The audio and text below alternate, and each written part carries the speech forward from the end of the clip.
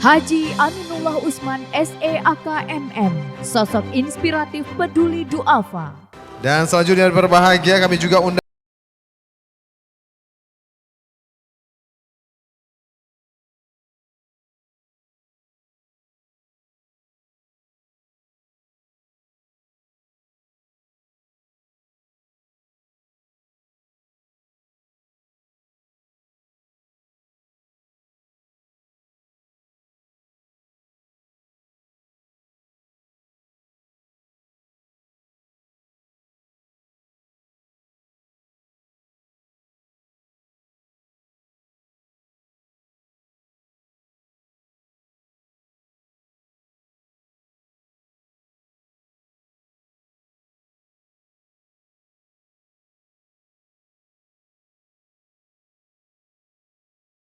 Assalamualaikum warahmatullahi wabarakatuh.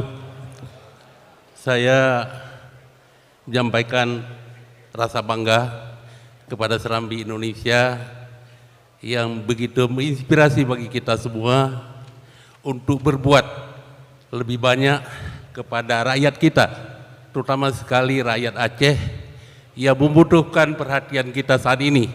Aceh merupakan daerah yang miskin, padahal kita luar biasa, punya kebanggaan SDM sebenarnya yang luar biasa. Insya Allah salah satunya adalah hari ini saya mendapatkan penghargaan inspirasi peduli duafa.